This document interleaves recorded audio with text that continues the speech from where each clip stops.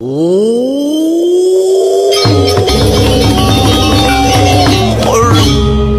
sekala suhinganing wapelumannya.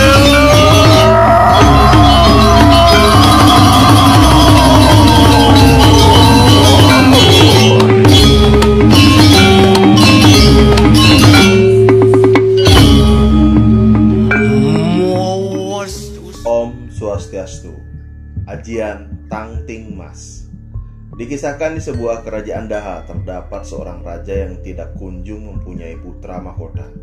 Sehingga berembuklah sang raja dengan permaisuri mengenai keturunan untuk kelanjutan tahta kerajaan. Maka menghadaplah beliau ke pura dalam untuk Medewa Seraya. Lalu turunlah sabda dari langit yang berpesan bahwa raja dan permaisuri itu akan mempunyai keturunan dengan satu syarat.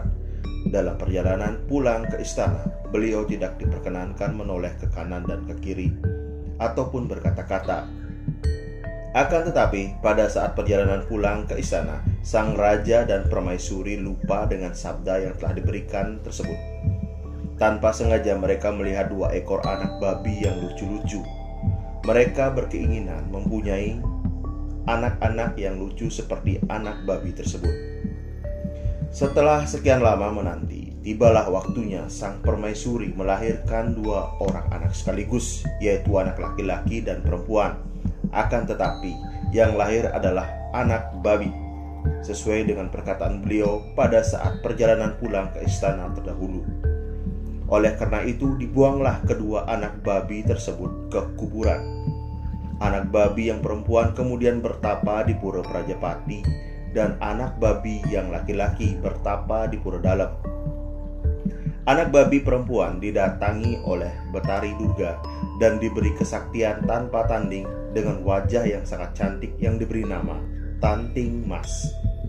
Sedangkan anak babi yang laki-laki didatangi oleh Betara Siwa dan diberi anugerah Dharma kepemangkuan.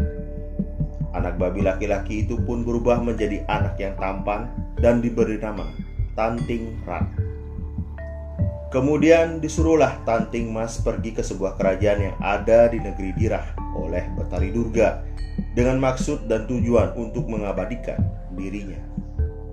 Setibanya di Jabapura dalam, kakak beradik itu akhirnya bertemu dan berembuk. Mereka sepakat untuk pergi ke negeri Dirah sesuai perintah dari Betari Durga.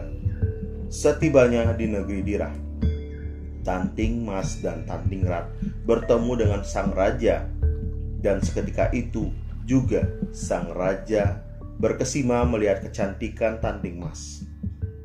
Singkat cerita, dipersuntinglah Tanting Mas oleh sang raja untuk dijadikan permaisuri, dan Tanting Rat diangkat menjadi pendeta istana, kemudian diberi gelar Empu Bradah.